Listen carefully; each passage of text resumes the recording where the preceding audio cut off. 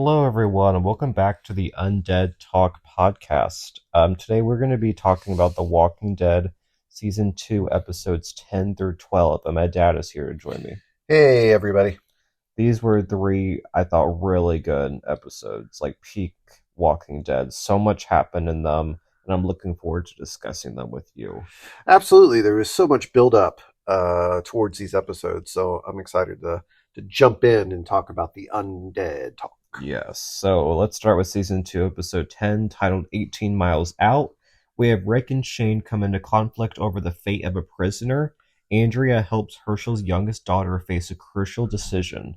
So, the first thing I want to point out about this episode is that half the cast is gone. We pretty much just have two plots going on, which isn't a bad thing because both of the plots are pretty substantial and they have a lot to them. But what did you think overall of this episode? Yeah, I mean, this was a really great episode transitioning towards the final conflict. And I really liked the way that they just wove these two stories back and forth. Mm-hmm. And I mean, the stories had a lot going on. So, Yeah, so we start off with Rick and Shane, and they have a big argument. Rick says, he knows about the affair, he knows that he killed Otis, and this tension's just building and building. Um, and Rick gets the upper hand here, and Shane goes quiet for the most part. But then he says something like, Lori and Carl kept me alive, and that if he could take it all back, he would. What did you think of this big confrontation between them? well, I think this is an opportunity for a second chance for Shane, kind of like clear the air. But it didn't go the way that either of them expected, I don't think. Nope. Um, but we find out that they actually have Randall in their trunk and they're planning to drop him off at this bus site. So they take him there, and we have this moment where Rick cuts his hand to attract the walker to his blood, and then cut him with a knife and tells Shane that this is the way they're going to be doing things from now on. Like they're not going to be shooting them; they're going to be like this is how they're going to kill them, and that's something he's going to have to learn or accept. So we have Rick, and he's like willing to like give Shane an opportunity to like prove himself, to prove that he could become better, which just shows how good of a friend he is. Um, and I mean, and Rick was very mature in that scene with Shane on the highway at the beginning, and I really appreciate it. And yeah, but we get to the place, and they're about to leave Randall there, but then Randall stops them by saying he went to school with Maggie, and then Rick's kind of considering letting him go, and Shane gets really upset, and then we get a fist fight between Rick and Shane, and this has been a long time coming too, and they're pretty neck and neck with like their power, and it's possible maybe Rick's holding back. You could question that, but what did you think of like that it got to this fist fight between them? Well, I mean, we knew the conflict was coming. At the beginning of the episode, we thought maybe, there was a opportunity for, a fresh start, even with the way that Rick explains to Shane how they're going to handle the walkers. You think it's going to be this fresh start, but there's, within both of them, there's a lot of aggression. Shane, it's been turning dark and going downhill quickly. And so he just kind of, it's just kind of like a band-aid. They just kind of, but underneath this aggression, and you really see it when Shane throws that wrench at Rick's head, and it ends up going into the window, Mm-hmm. which starts, the next part of the episode. Yeah, which there's walkers in the building, and that gets them to come out. And then we get this big fight. We have Rick, Shane, and Randall, and they're protecting themselves against the walkers.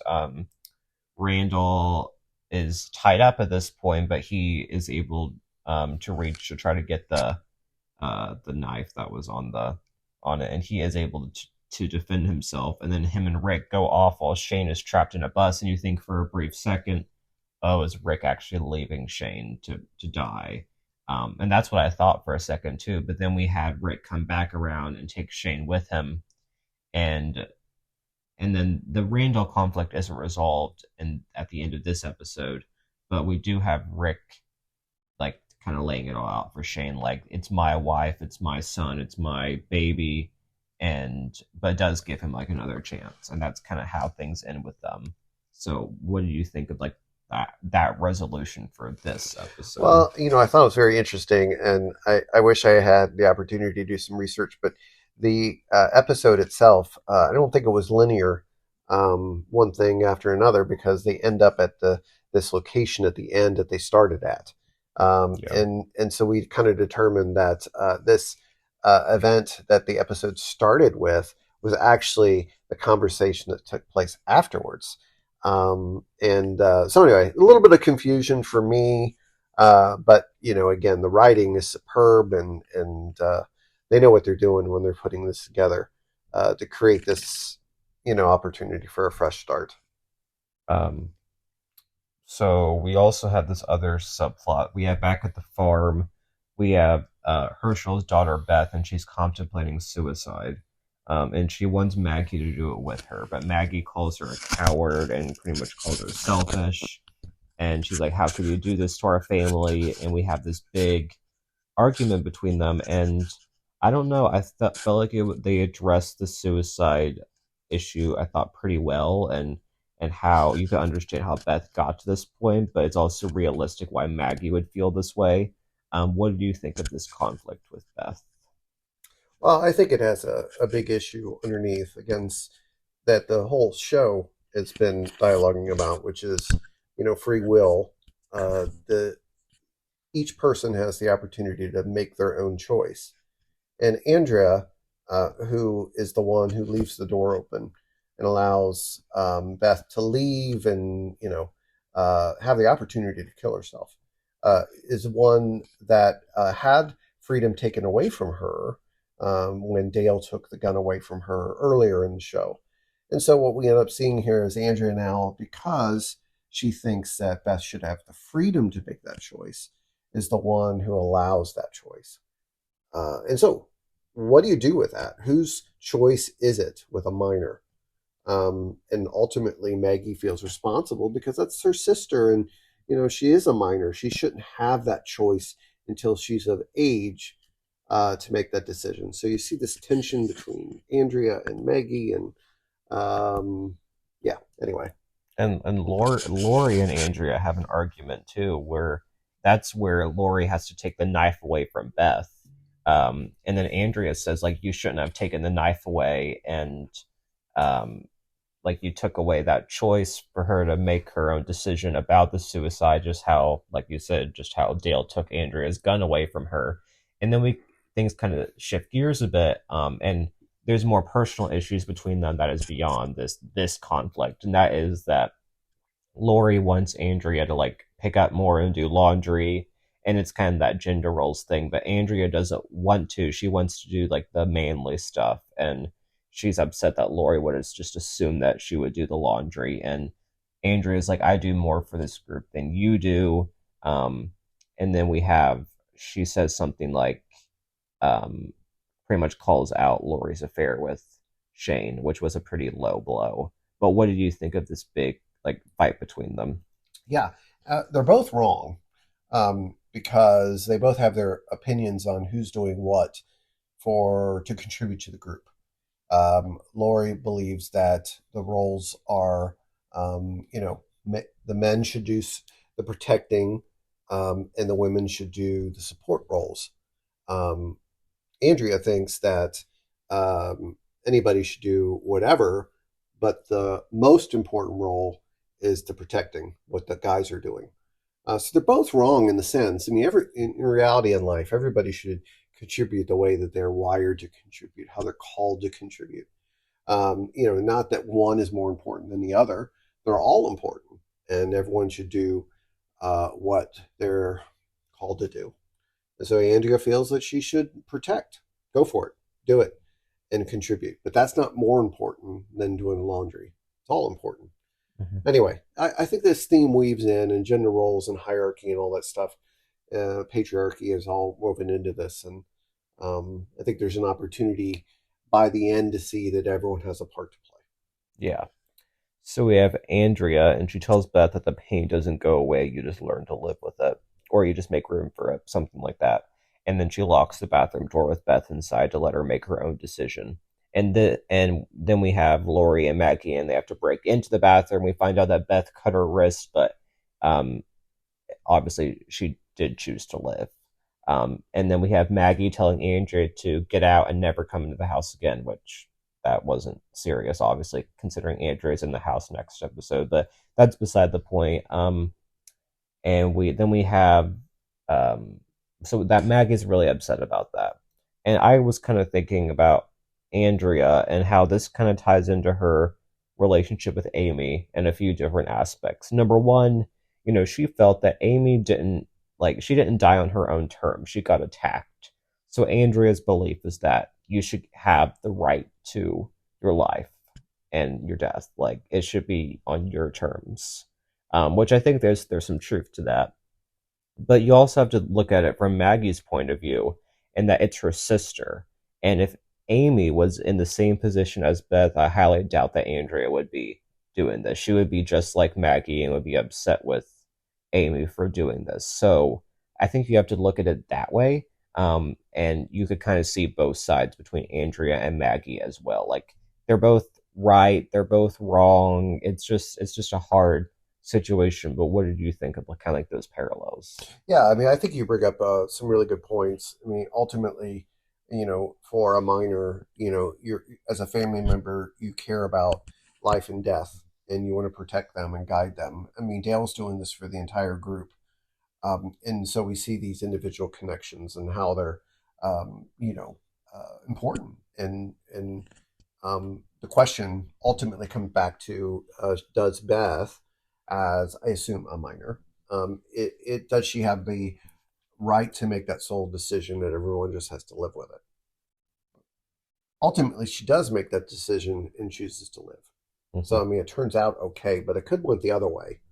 And then Andrea would have been, in theory, held responsible for taking away the family's role in protecting Beth. But Yeah.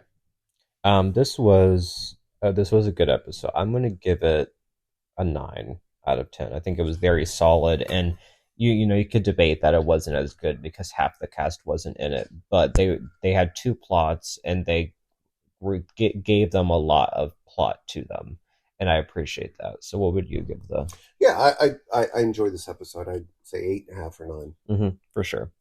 So let's move on to season 2, episode 11, which is titled Judge, Jury, Executioner. We have Rick sides with Shane on an important decision. Dale worries that the group is losing its humanity. Carl's actions have unintended consequences.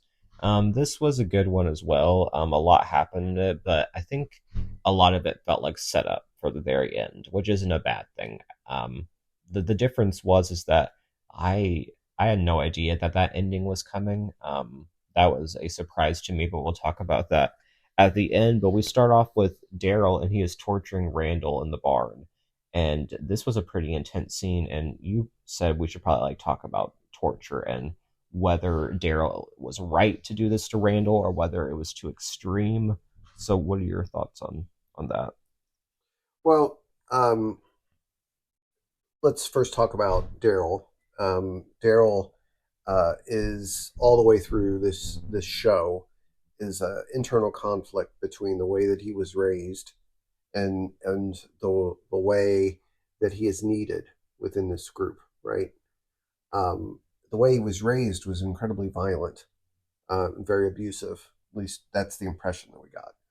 So he's living out of that in this torture of Randall. Right, he's living out of the way that he was raised. It comes very natural to him to do these things. Internally, he's wrestling with what does it mean to be a human being in this new world, which is really the theme of the entire show, right? In this post-apocalyptic world, what does it mean to be human? Has it changed? What does it mean to survive? And so Daryl's living out of that, and so this torture concept is an important because it relates to what's going on with should they kill Randall or not, right? And whose right is it to kill Randall? Which Dale has a big part to play in trying to help the group see that there's a line that you shouldn't cross, and that's taking another human being's innocent life, right? But Daryl is dehumanizing Randall. He is torturing him, treating him like an animal. And again, that is one of the points of this whole episode is what does it mean to be human? Yeah. So we have the group has finally decided that they are going to kill Randall. And Dale objects. He is very against this. He says like he's just a kid. He could become an asset to the group. He doesn't deserve to die from this. And he does bring up a good point. Like, are we supposed to like? I don't even remember what it was, but something like kill him to prevent a crime that he might not even commit, which I thought was a really good point. And Dale went all out this episode. He had some really good lines, some really good scenes. This was Dale's episode, so it was sad the his fate at the end. But I want to bring up a couple of his quotes that he said.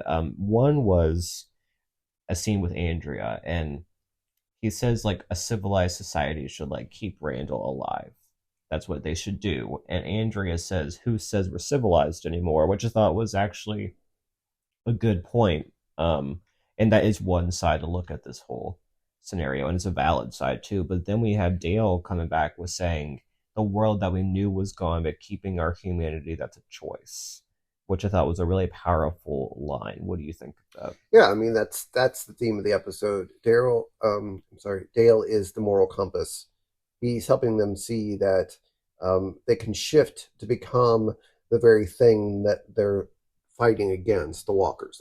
If they continue to kill, they become zombies. You know what I mean? They dehumanize themselves by the way that they are treating other human beings. And so this is a choice. Will they cross this line and treat others as less than? Yeah. And Dale's the moral compass. And so if he goes, if he dies, if he is taken out of the picture, what will happen to the group? Will they still have a moral compass? And unfortunately, they now have to deal with that because of what happens to Dale at the end. Yes, yes. So we also have Rick telling Lori that Shane won't be a problem anymore, which is kind of foreshadowing for next episode. Shane's more level-headed this episode, and it's probably because Rick is siding with him. We actually do get Rick and Shane on the same side finally.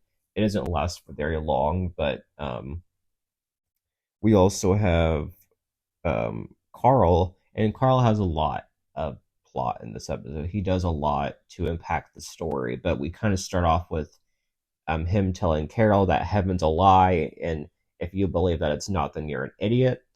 And that leads into Carol telling Lori that I lost my daughter, I haven't lost my mind, which was pretty powerful from Carol. And I'm really confused as to, or curious as to what is going to happen with Carol because it seemed like she wanted a bigger role in the group, but then that scene at the end, she kind of seemed like she didn't want a role in the group.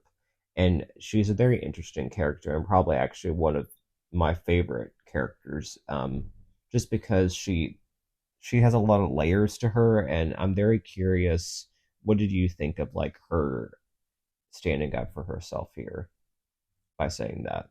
Yeah, I mean, I think there's definitely bouncing back and forth with Carol also. Her saying, I haven't lost my mind, do something with Carl. And then at the end of the episode saying, hey, I really don't want to make a decision. Leave me out of this.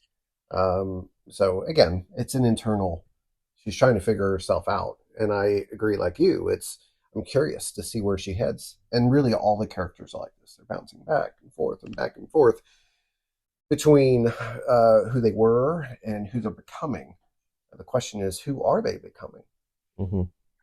So Carl, he takes Daryl's gun and he goes down to the swamp and he sees a walker and he starts throwing rocks at it.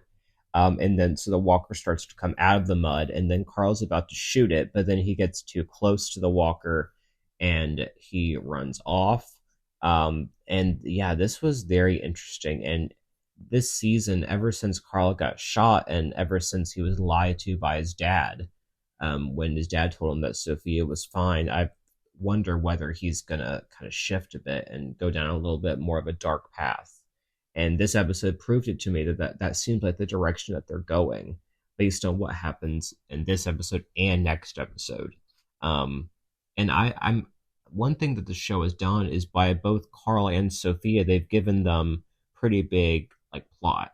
Sophia, she was like a major death, and now Carl is like taking like a bigger lead in the story, which I think is just interesting for the younger generation to have so much plot. But what did you think of like Carl doing this? Well, he's lost his innocence with the death of Sophia. So he's forced to grow up before he's really ready. He feels like he is capable. So he takes that gun and goes out and proves something to himself, right? And it doesn't go the way that he hoped. And there are consequences. There's accountability. There's all these things he's not ready for. But he has to face it. And so we see in this episode, his inability to become an adult in the moment by shooting that walker. And then realizing that what he did by not doing that comes back and bites him. Well, really not him, but Dale. Mm-hmm. And he has to deal with the consequences in this new world that's forcing him to grow up much faster than he's really ready to. And like you said, maybe there's going to be some darker consequences because of that. He's being forced into this. And how old do you think he is? 11? I would say 10, 11, 12, somewhere in there. Yeah, he's not ready to deal with the trauma that he's being dealt. Yeah, for sure. We also have Dale, and he goes to talk to Daryl. And he pretty much wants Daryl to take his side, especially because Daryl is at this point thinks that the group is broken and that he doesn't really care what happens. So Dale's like, "Why don't you take my side?" and kind of go against the group with what they want. And Daryl is just isn't really interested. And so Dale, this whole episode, he's trying to get people to join his side. He talks to Shane, and Shane's like, "If you can actually convince them, then I don't care, but you're wrong." And yeah, Dale, we talked about this before. Dale has guts. That one episode where he like talked to three different people, like he has guts, but we don't always see it because sometimes, because he's wise and he doesn't necessarily believe in violence and all of that, but he does have guts, and by he wants people to like take a side in this matter, and he doesn't back down from it. And this kind of leads to later on. But before we kind of get to that scene in the living room, which has a lot to it, we have Herschel, and he gives Glenn his blessing to be with Maggie, which I thought was a sweet scene. Do you have any thoughts on that? It wasn't anything super significant, but it does kind of set up for Glenn and Maggie to be like a real couple without that issue between them. Well, and I think that affects Glenn's choice in the living room when they go down and make the decision, because Glenn is now being given the adult responsibility to protect Maggie, and because of that, he feels like he has to step into this expected role, right? That Herschel has given to him, and that's really been his entire character arc, right? He feels like he's failing at being an adult, but here Herschel gives him the okay. You are an adult. You are good for my daughter. Yeah. Step into this role, and he does. And again, there are consequences to that. Maybe he should have listened to Dale. Maybe he should have realized that Dale was right. The group was wrong, but live and learn. Yeah. But we had this big scene in the living room, and that's where Glenn kind of switches sides. But we do have Andrea, and she does side with Dale at the end of this. And I found Andrea very interesting throughout these episodes.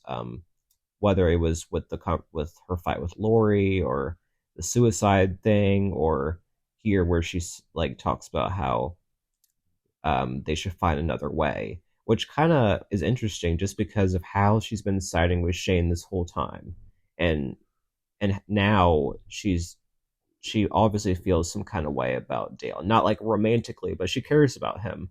That was proven when she took his side there.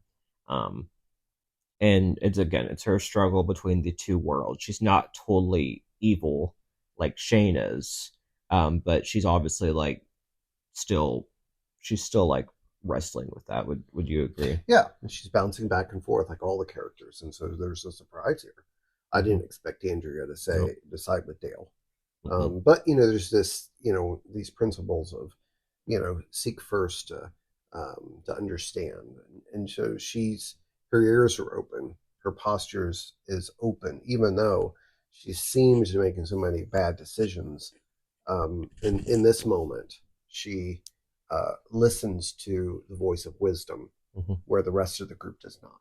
No, I think she's a good person. Just like all of them, she has her Bouncing back and forth. yeah. Mm-hmm. Yeah. Yeah. Um, but pretty much it's majority rules, and they're gonna kill Randall. So we have Rick, Shane, and Daryl. They go to the barn. But before that, Dale Oh yeah, Dale says the group is broken. yeah. He agrees with Daryl there. And so that was a big moment. Big moment. He did his thing. He And tried everything he could to everything to get. convince. Mm-hmm. And Daryl sided against Dale because he believes the group was broken. And then Dale agrees with Daryl at the end. The group is Mm-hmm. broken. Yeah, They have lost their humanity. They are going the wrong direction. yeah. And that breaks Dale's heart. Mm-hmm. Yeah. Good. So in the barn we have Rick. He's about to shoot Randall, and then we have Carl watching, and Carl tells his dad to do it, and then Rick doesn't do it.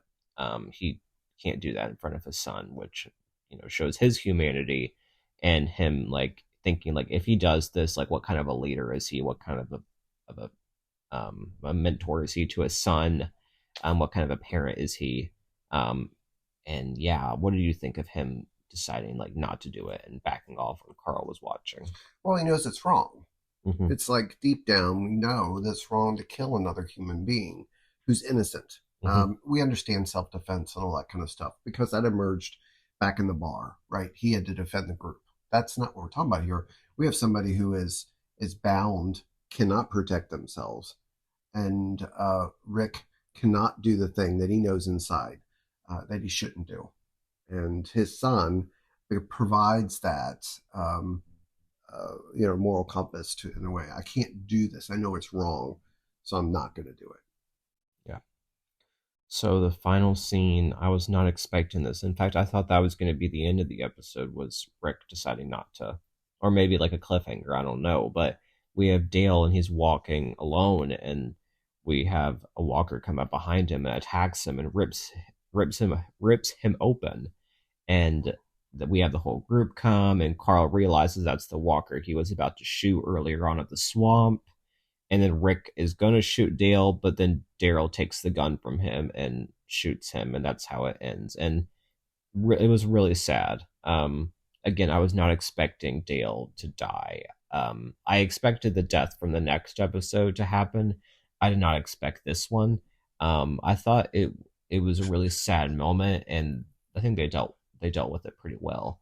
Um, but yeah, what do you think of him Yeah, dying? well, I've shared with you on several conversations that Dale was my favorite character going up through this. I feel he was the moral compass of the group. He was fighting to save their humanity. He was the voice of wisdom throughout this entire show, and he wasn't listened to. He did not have the strength, the physical strength, and in this group, they ultimately were listening to that voice of strength and power. So I was really sad. And so it leaves a kind of a cliffhanger is what is the group do now that the wisdom is gone? Mm-hmm. How are they going to make decisions? Even though they weren't listening to wisdom, they still had that voice there. Now they don't. Right. I'm gonna give this episode a 9 for sure. Another solid one, another strong one. What do you think? Yeah, I'd say 9.5 or 10. Yeah. It was one of my favorites, and of course, disappointing in the way it went at the end. But I think the questions that the group were wrestling with were uh, well done and deep and significant. Okay, so let's move into episode 12, titled "Better Angels." The group learns that someone dangerous may be on the loose. As night falls, Rick, Shane, Daryl, and Glenn comb the woods to handle the situation. This episode is when things went down. The conflict. Um, this episode 11 was full of conflict. Episode 12 was a different type of conflict. Um, and I'm pretty sure this was like the day after Dale died. That Yeah, I think so because it Yeah, starts with the funeral, right? yeah. So Dale dies. They do the funeral for Mm-hmm. Dale. Rick has some really good words, and Rick makes the decision that he's going to live out Dale's legacy. Mm-hmm. So he's making a change to be wise and not do what they were going to do. And of course, that creates all sorts of tension with Shane because Shane then thinks that Rick is going back on his word, and but ultimately Rick realizes that Dale was right. Yeah, and that executing Randall is wrong. Correct. It took Dale's death for him to realize that. Mm-hmm. But that opening scene was a pretty powerful scene. We have Rick's words, and then we have, I think it was Daryl, Shane, Andrea, and T Dog like killing a bunch of walkers. And those two were like overlapping each other. It was a really powerful scene, I thought. There isn't too much about Dale in this episode, but there is another scene after this where they do kind of reminisce about him. But yeah, Rick goes back on his promise, and this really upset Shane. And the conflict is back with them again. We had one episode where they were like good, and now everything's just doomed again, it seems, with them. Um, and we have uh, Rick wants Andrea to keep an eye on Shane, and Andrea like pretty much just tells Rick that he should stop leaving the group, which I think is going to set up Rick questioning his leadership, and whether is he being a good leader or not. I do think him deciding this for the group was a good choice for him, and I do think he stepped up and made a good leadership choice. But some of the stuff before weren't necessarily good leadership choices. So I think we're coming into a big plot line for Rick and being leader coming up. What do you think?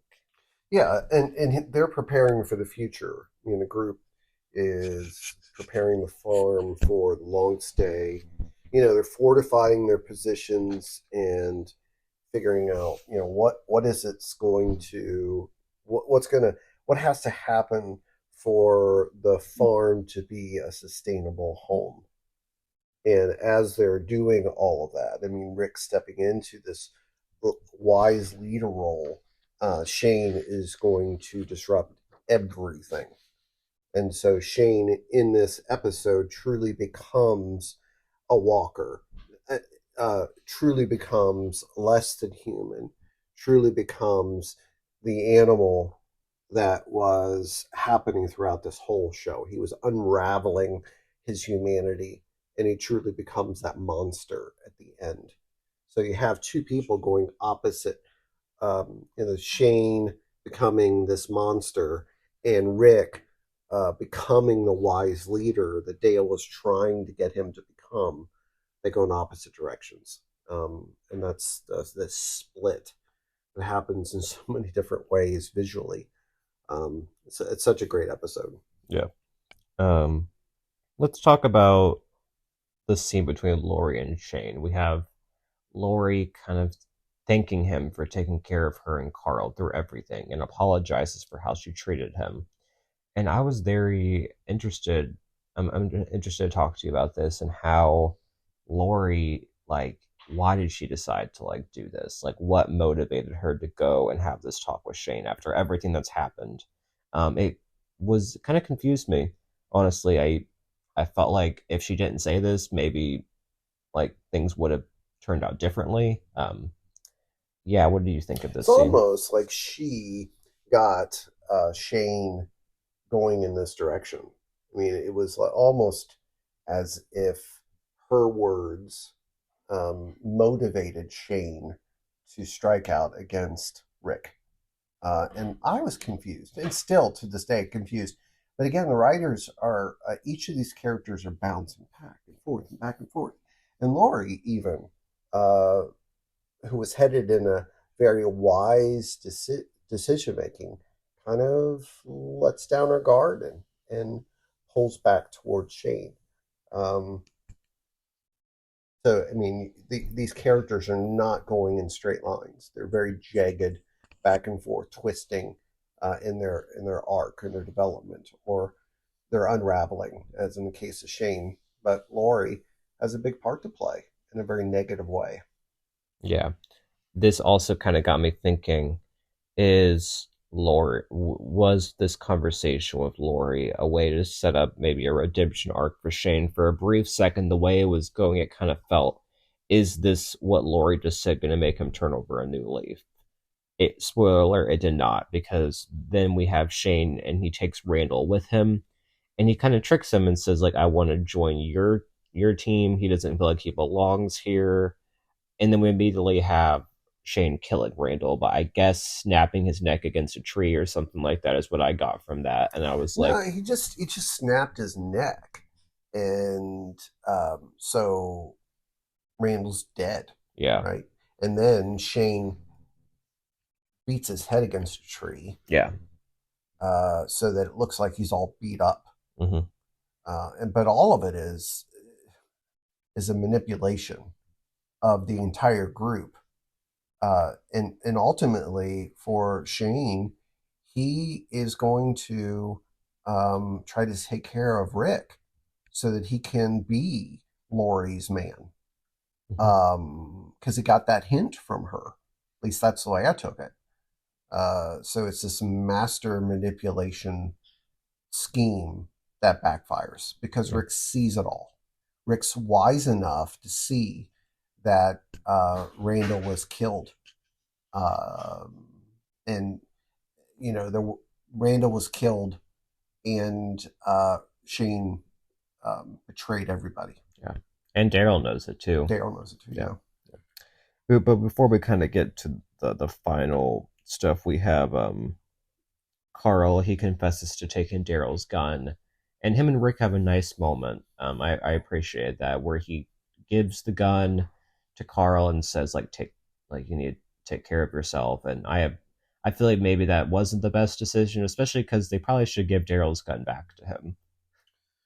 Right, but if you look at the way that the show ended, that decision to give, It was a good well, decision. yeah, Yeah, yeah, because of what that giving him the gun allowed Carl to save Rick's life. yeah, If he didn't give it to him, then in theory, Shane would have won.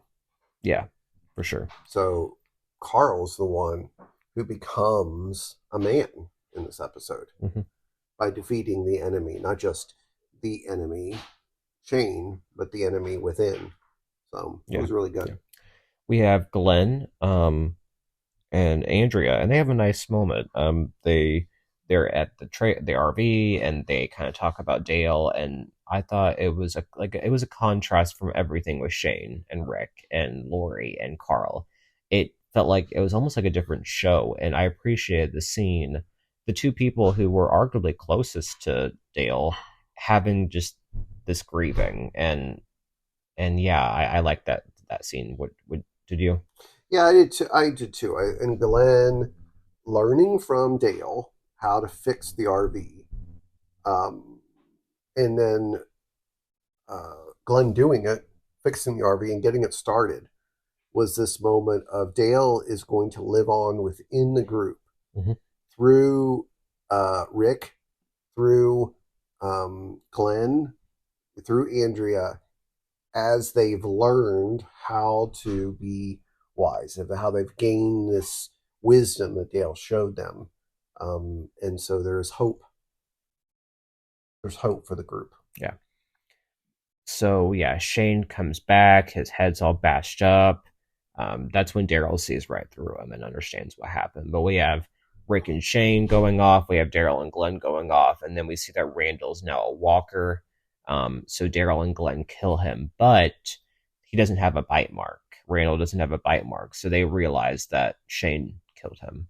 Like Mm-hmm. it's that understanding, and then we see Rick and Shane, and they have this big showdown, not a physical showdown necessarily, but a verbal showdown. And this whole time, Shane keeps leading Rick away further and further, and Rick realizes that Shane's planning on killing him. Um, and then we have like Shane pulling the gun on him, and then we have Rick drawing him closer and closer, and then we have Rick stabbing him, and then Shane falls to the ground. And then there's this interesting like flashes, like which like when Shane became like a walker, were those walker flashes something that they experienced? Yeah, I Because mean, I think that was what they were trying to, um, uh, transitional elements to try to give us that he's becoming this monster. But the metaphor is that's what he's been becoming all along. He has become this monster by the choices that he's made, and he becomes it. yeah, The consequences of his decisions we become what we decide, we become our decisions, and we turn into the monster that we decide to. yeah, um, yeah, and then Carl pulls up and we have him pointing the gun, and Rick thinks he's pointing the gun at him, but then we find out that Shane has risen, comes from behind Rick, and then Carl shoots him, and that attracts some walkers, which is a big setup for the finale. But I think with Shane, I think his death had to happen for the story. I think it kind of got to a point where I think the story benefited from it, and this whole season I felt like was Shane's downfall, especially after what happened with Otis. They were kind of writing it to be his downfall, and this was this. Yeah, he lost. What did you think of his death, like overall? Yeah, I mean, I see this, I probably have described it in numerous ways. Is he's becoming less than human. He's moving away from who he was created to be. He's deciding, and so there's this unraveling of his humanity, becoming this monster. Um, and I mean, I think they did it so well in the writing, that he actually does become the monster. Like he becomes, and so this is the example for Carl, for all of us, what happens when you decide to become, when you move away from wisdom, when you move away from your humanity, you become this monster. Dale was the compass of pointing them back to humanity, pointing towards wisdom, and Shane is the opposite. And so there's this huge story that's been being told over and over and over again, ultimately in this conflict between Rick and Shane. But reality, Dale was the one who was steering them, trying to get them back, so they wouldn't be a broken group. And Shane is the kind of the ultimate example of what happens when you give up on wisdom. Yeah, When you start with the decision and the lie with Otis, you see where it heads, see where it goes, and it continues down this dark path. And Carl has the decision to become like Shane or to follow in the footsteps of his father, to become a wise leader. And his decision to shoot, um, Shane ultimately is his decision to follow in the footsteps of his dad. But even though there's consequences for that decision as well. And that's what the Walker's coming for the final. yeah, yeah. Um, I feel like Lori said something to Shane about how she doesn't know who the father of the baby is, and I feel like it's Shane. I feel like, I mean, maybe not. Maybe we'll be surprised and it turns out to be Rick. Whether we'll actually get confirmation on who it is, I'm not sure. But I feel like it's Shane's. Yeah, I think so too. But I mean, I don't know. I don't even know if it matters I at this mean, not point. at this point. Now that Shane's dead, I don't think Yeah, but so. Rick had already made the decision regardless. He was going to be the father of Yeah, and the way that he forgave his wife, uh, Yeah, there's a lot there, man. Especially with Lori, the way she acted at the beginning of the episode. Yeah.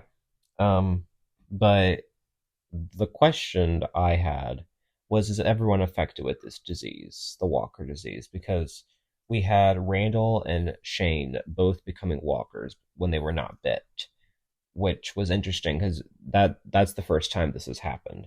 So to me, I think maybe you brought it up that the doctor, that's what the doctor whispered in her Rick's ear, that everyone's affected with the disease. You don't have to become bit to become a walker. When you die, you become a walker. Yeah, I think so. I Yeah. mean, they gave a little hint earlier in the episode where they earlier in the season where they couldn't find a bite mark on somebody's, and that was a little hint. But I think this is where it's all been going: is Yeah. that they all become monsters when they die, Yeah. and this one proved it. Yeah. I'm gonna give this one like a 9.5 probably. I mean, it was a very good episode. All three of these were good episodes. Again, I think this is peak of the show, like peak episodes. Yeah, I'll give it a 10. I really liked this episode. I Yeah, like where they went with it, and again, I think the writing is superb. it So is. Yeah. excellent. I'm really looking forward to the finale and seeing this You're gonna big watch it tonight, showdown. maybe? Yeah, I think so. I think so.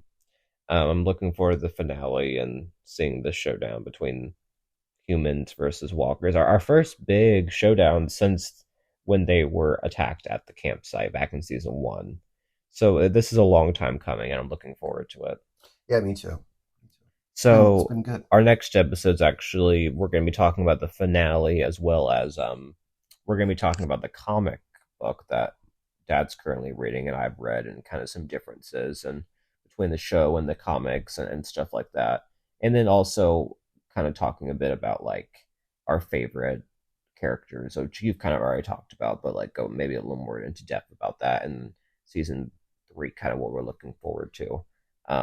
But yeah, comment down below your thoughts. There was two major deaths in this episode. What are your thoughts on the deaths? What were your thoughts on the episodes? Do you have anything else to say before we? No, just such a great Yeah, show. it's a really good show. Yeah. So thanks everyone for listening, and we'll see you next week. Bye everyone. See ya.